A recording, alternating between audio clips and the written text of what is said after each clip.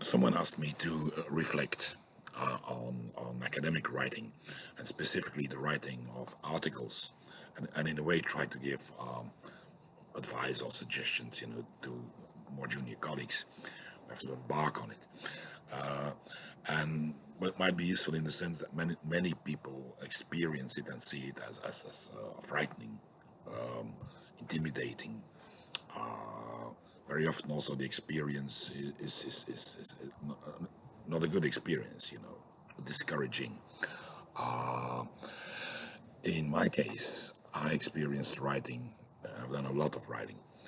I experienced writing as liberating, um, as a natural thing, a thing that in a way was an extension of myself. I was always the final step, let's say, in a process of reflection, of research, and of the building of a narrative, a story. Um, what I would like to do is to go through a number of aspects of writing, um, and then see how it works. Now, a lot of what you will hear from me will be unorthodox. You must know that my very first academic article, was written and appeared in 1985, before there were computers, and journals were very different. The interaction you had with editors was very different. Reviewing was very different. The world was smaller in a way. There was just a handful of journals in our field. Uh, so that's where I learned my writing skills. That's where I developed them. And I'm, of course, very much aware that the world has moved on and that some of what I say will have to be adjusted by you guys, will have to be amended by you guys in view of the realities of the industry as we now know it. But nevertheless, let me share with you some of my um, experiences and the way I did it. Um, and as a footnote, I've written a lot, but I've read more. All right, so I've read vastly more than what I've been writing in my life, and a lot of what I've read was reading for evaluation in the context of journals. So review, I've done a lot of reviewing. Reason being, I've been involved in the editorial organization of lots of journals, and a number of them intensively. For instance, current anthropology and language in society. So I've had to do a lot of reviewing, a lot of looking at manuscripts written by junior scholars, and in that sense, that's also part of my experience when I speak about writing. And let me begin by stating one of the most important, if not the most important point. I always made and make a distinction between what is good and what is interesting. And as a reviewer, or as somebody involved in editing a journal, my experience is most of what we get is good. All right, most of submissions are good in the sense that there's nothing wrong with it. Right, it's written nicely. It follows a clear structure. It has all the elements that apparently are required. Right, there's an introduction. There is research questions. There is a description of the data. There is a literature review. There is a data analysis. There's a discussion and conclusion.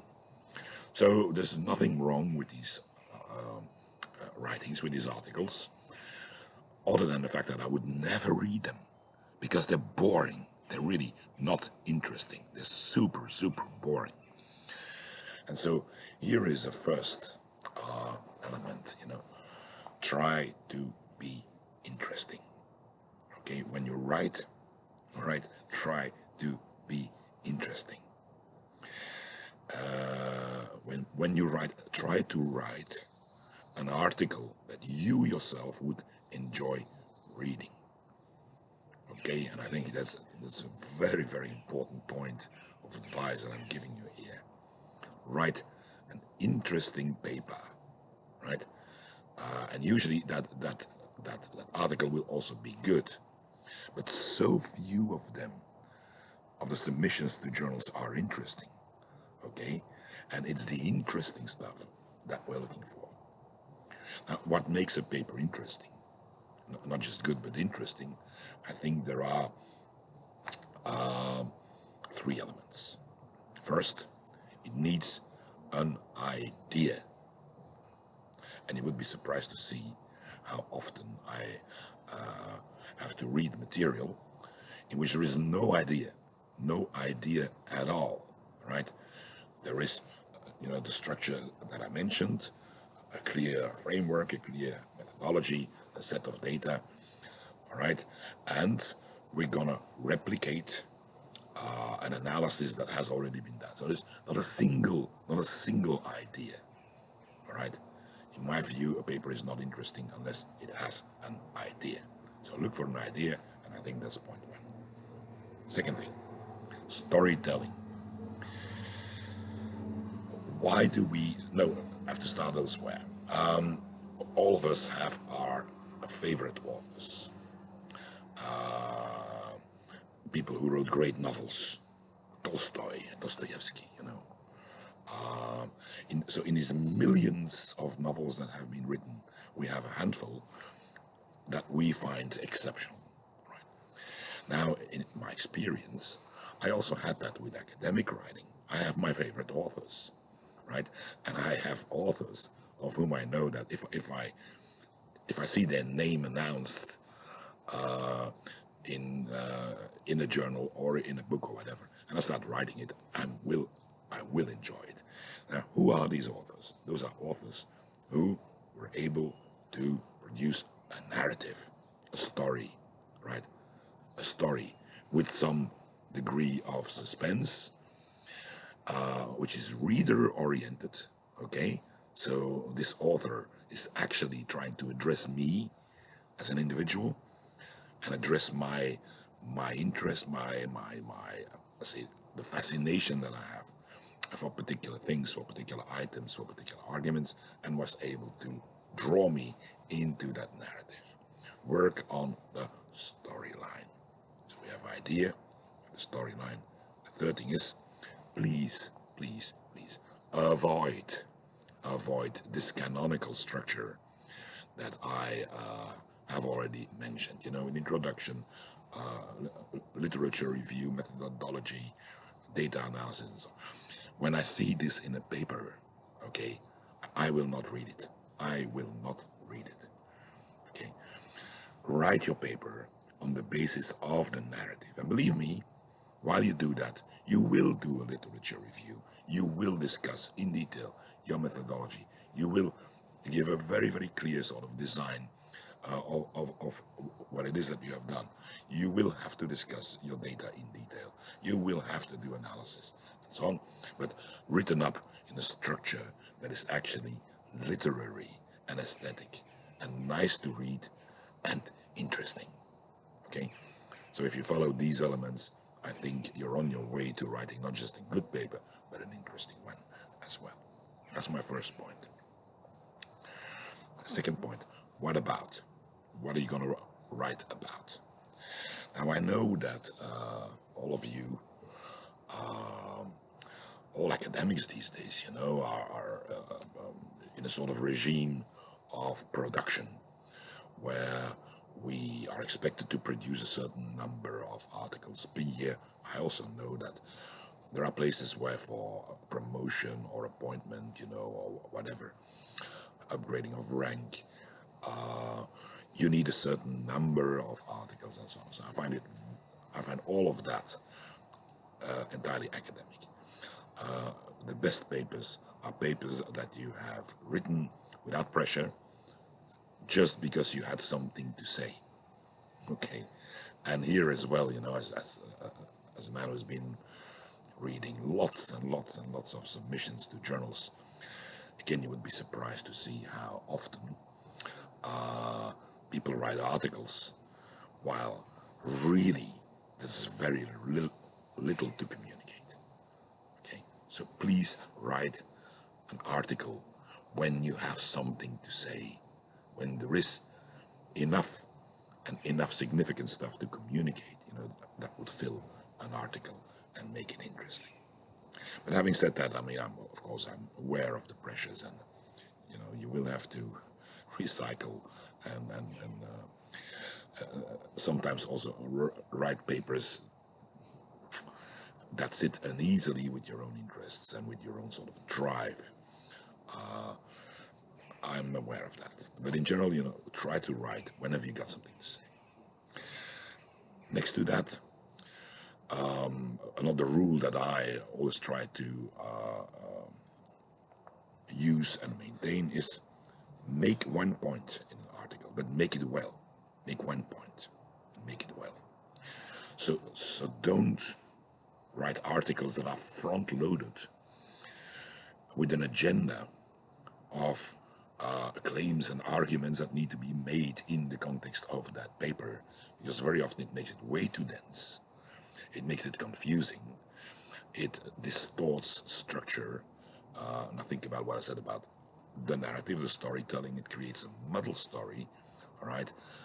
While writing a very clear paper on one point, which you make eloquently and convincingly, is the recipe for being read.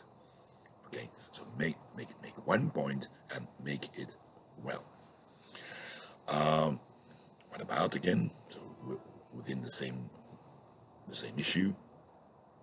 Well, read your favorite authors. If you look for interesting points to be made in a paper, draw these points from the literature, writing styles, from reading. All right, and I almost invariably I took my lead from things that my favorite authors had to offer. Right, Himes making a statement about inequality, a statement that would inspire me very, very strongly, and that would get me going. It would make me return to data, look at data, and develop a point, develop an argument, develop an article eventually, or even a book. All right. So in that sense, read. You get most of your ideas, most of the leads towards ideas, you get them from reading. So never skip reading. And if you're dry, if you're wondering what should I write about, all right, if you really don't know the answer to that, read. That's a very important source of writing. Another source inevitably is data, right?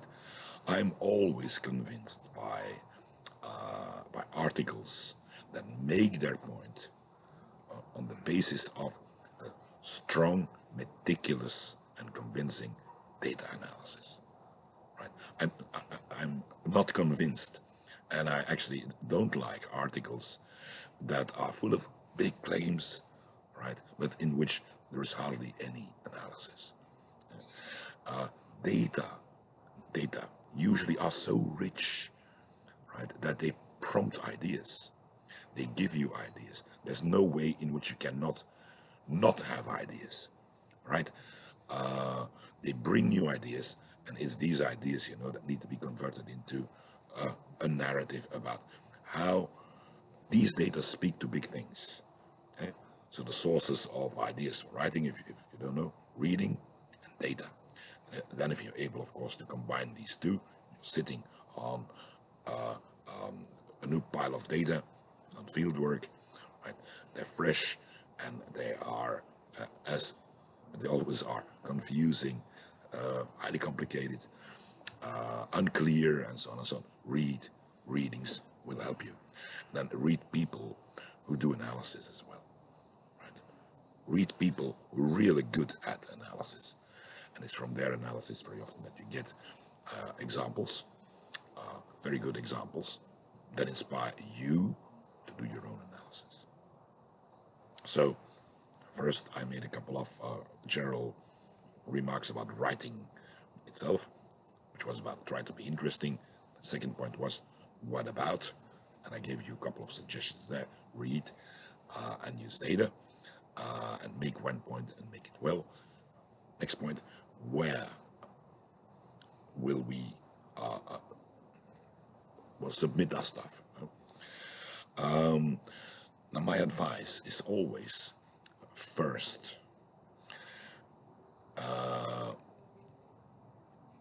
bring your writings in open access circulation. So in other words,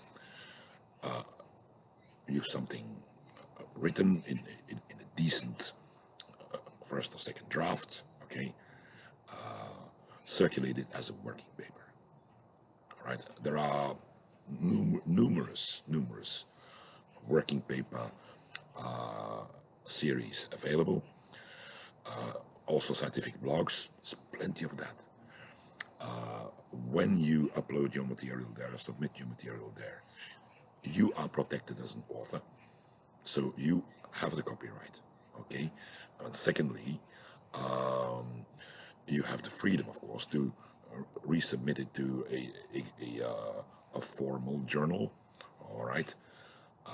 But in the meantime, your paper has already been circulated, has already been read, has already been reviewed, if you wish, by numerous other people.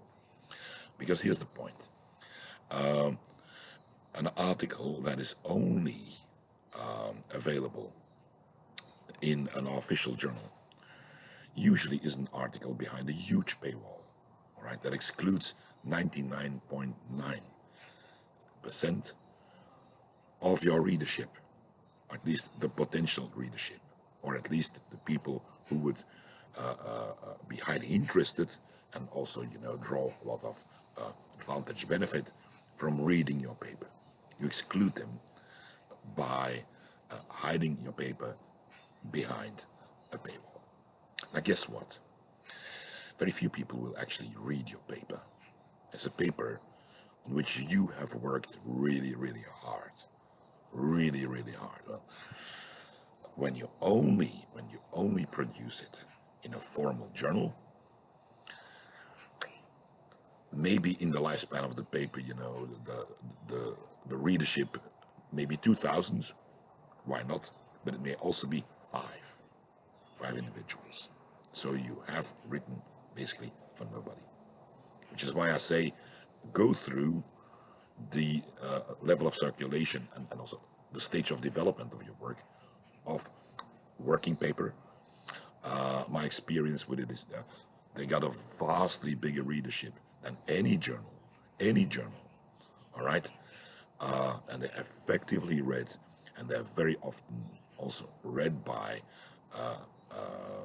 junior scholars in those parts of the world where they cannot afford subscriptions or PDF downloads from the official journals, right?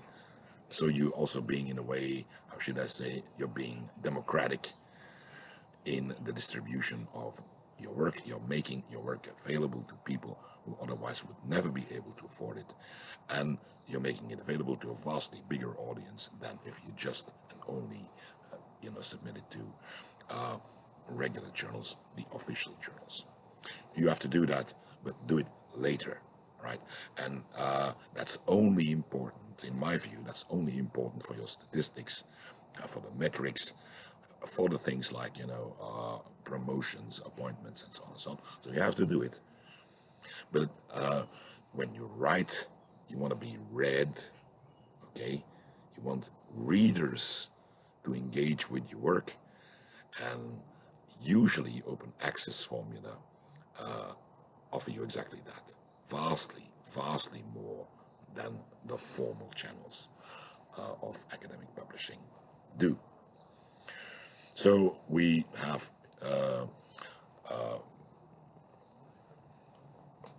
let me put it this way, it's a pretty strong recommendation of mine here. Make your work available. We now have instruments that I didn't have in 85 when I started writing. I did not have an internet where we could circulate on blogs, on electronically produced working paper series, and so on our material. We did not have it, right? So when we wanted to, like, address audiences, reach out to audiences, we had to put stuff in envelopes, right? Stick stamps on it, write addresses on them, and then send them through the mail. These days, it's a lot more easy, and certainly in view of the inequalities in the academic world, it's a thing that I strongly encourage. But as I said, at the end of the day, you need to submit it to a formal journal. And one of the things that I have observed is, there's an incredible escalation of the number of journals, and in the field of social linguistics, discourse analysis, applied linguistics. Now you literally have dozens of journals, and my suggestion would be look around, for relatively young journals, relatively new journals. Usually these new journals are either more specific than the older and let's say the more established ones, who have a very long, like waiting line. The production may take a year or more if you go for one of the really big journals, right? In these newer journals, it can be accelerated because there is a demand for material, all right? There's a lot of competition in the field now that was never there before. But these new journals are very often also edited by the right kind of people, all right? People with a strong interest in a particular range of topics, okay? People who, in a number of instances that I know, also started a journal because they were deeply dissatisfied with the way in which a number of the other journals were being run and also editorially managed, okay? They're eager, so they want your material, and as a consequence, they're very often also very supportive as editors. Don't look for impact factors or other metrics. First, they're fake, all right? Secondly, in our fields, they're very low anyway, so don't worry about that. That's not the thing that will make the difference. Look for a journal, the editors of whom will support you and will be happy to see your paper in their journal. And there's plenty of that. How do you find these journals? By reading them, by going online and going through the websites of these journals, reading their editorial guidelines, the vision behind it, the editorial statements. So maybe look at the names of the people involved, and so on. So do your homework, and then you decide. There have been moments in my writing career where I wrote a paper specifically with a journal in mind, like this is a paper for this particular journal, but that was the absolute minority of cases. I usually just wrote a paper, right, after which I started looking around and say, which journal might be a good forum for this one, and then, okay, I just submitted it to them. A final point about this, we live in an online-offline environment, and that one of the effects is that journals, whether they are well established or new, big or small,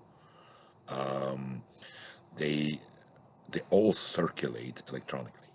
And so we have the sharing platforms like ResearchGate, academia.edu, and it doesn't really matter whether your article, the PDF, has appeared in a big name journal or a small name journal. It's an article. These days, people look for readings in a different way than 20 or 30 years before. That also has changed. So it is less important to go to the so-called prestigious journals with your material. Okay. Next item, handling reviewers and reviews. Now, having been in the business for quite a while, I know that there's an incredible amount of very, very bad reviewing available in our world. It's very sad. It has to do with this escalation of the number of journals, one, but secondly also with the very busy schedules that most of us have. And reviewing is usually not credited. In our academic system, you don't get any kudos for doing a lot of reviewing, right? Footnote, I always found reviewing very interesting in the sense that it enabled me to stay abreast of the field. It showed me the material that would be available to others half a year later or a year later. So it gave me that little edge of being early and or already knowing what would be argued next year. But anyway, reviewing is hard work, is also unrewarding institutionally, and as a consequence, reviews are very often superficial, very poor, and not very useful. So that means that you have to live with unfair, unjust, poorly inspired, misdirected reviews. Now, for yourself, you have to create the freedom to dismiss reviews of which you think that they are not good, right? I know that the review is always a kind of verdict of quality of your work, but many of these verdicts are flawed, are seriously flawed. Okay? Make sure, and here again, the working paper stage is very important, that you have your quality control not only depending on journal reviewers. Make sure that you have good friends, allies, other young colleagues elsewhere in the world who are willing to read your stuff. And when they say, oh wow, this is a good paper, let reviewers say whatever they want. Sometimes they will give you a good lead, right? Sometimes they will give you a very good suggestion, for upgrading and improving your paper. But there will be so many instances where the reviewer literally has nothing to contribute to the quality of your work. Be aware of that. Feel free to simply reject it as irrelevant. Okay, and the same goes for the the way in which the journal treats you. If the journal puts you in a waiting line, okay, and reviews are not forthcoming, and it takes months and months and months and months and months, feel free to withdraw your paper. It's your paper. It's not their paper. It's your paper. They don't own it. Okay? And if they are not able to give you fair treatment, go elsewhere. All right? It's your material, no one else's. It's precious material. You worked really hard on making it, on producing it. You went through hardship that many other people are unable to even imagine in order to get that written. Okay, it should be treated fairly. It should be treated, in a procedurally acceptable way. If not, withdraw it and go elsewhere. The shop is really big these days, right? There are alternatives. Don't be discouraged by that either. Okay. Now, in conclusion, and finally, when you write, one of the things that is so important is while you're writing, you have to try to build your style, your voice, right? Which is why at the very beginning I said try to be interesting, and you do that by violating some conventions, right? By not being like all the others. Okay?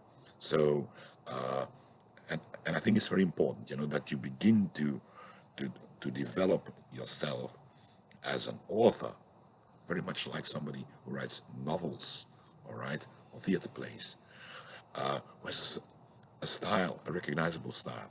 Why do I have my favorite authors? Right? Because they have a recognizable style. And that style is their voice. It's the way in which they speak to us, and the way in which they make sense to us, and the way in which they can amuse us even, while we're writing actually a pretty boring academic article. We can still be amused by the style they produce there. So do pay attention to that. Try to write beautifully. Now finally, in my own life, and I think I said at the very beginning that I experienced writing as liberating. It's only later in life that I found out that Foucault, Michel Foucault, had a very interesting view of writing. So, of course, Foucault, who is bigger than Foucault, is a guy with an incredible oeuvre, and definitely also one of my favorite authors. The great Foucault said, I write in order to be able to change my mind.